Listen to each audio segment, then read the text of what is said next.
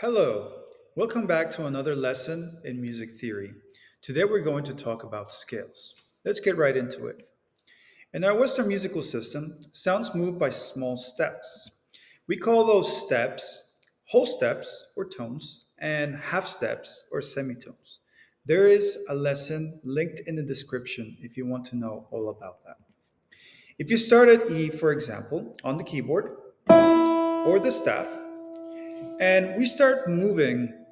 So I'm taking E as a random note. It could be any note. But if you start moving up that keyboard, that staff, from E to F to G, A, B, C, D, and then you arrive at E again, you have moved up 8 notes.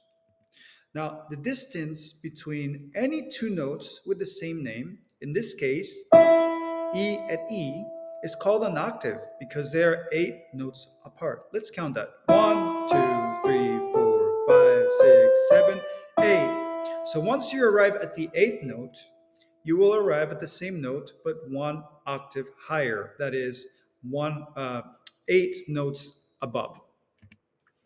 A scale is only a selection of notes within that octave. In this case, we picked the E octave. So we're going to have our selection on that scale. So let's take a look at the E scale. For any scale, in this case the E scale because we chose E, there are two different ways of playing the scale, which makes it sound one of two ways: happy or sad. The happy way of playing a scale is called major.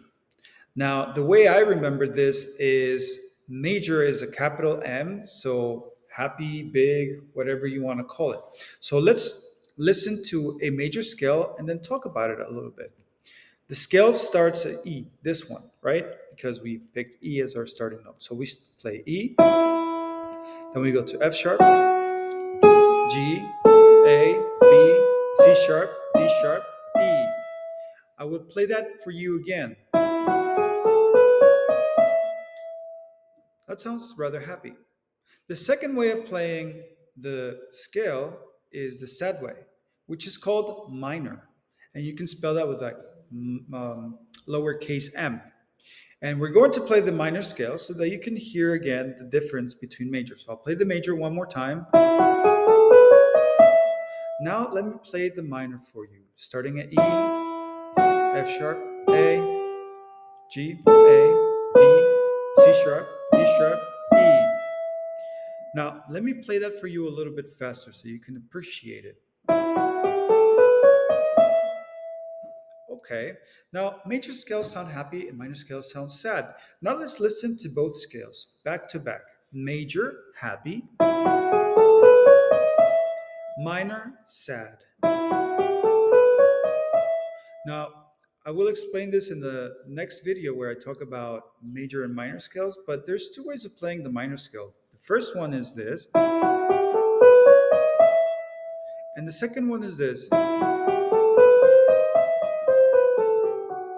So that's more characteristic, that's more easily understood because of the Egyptian sounding, right?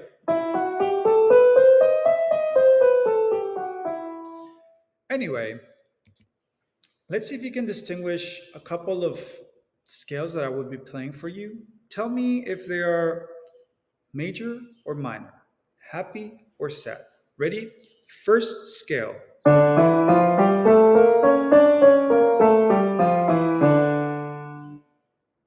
Correct, that was minor. Again, another scale.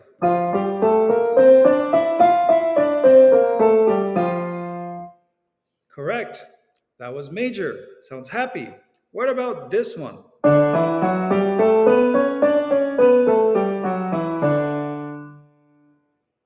That was major. Another one.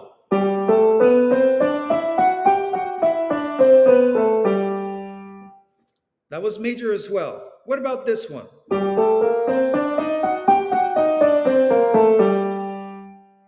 Let's try playing it another way.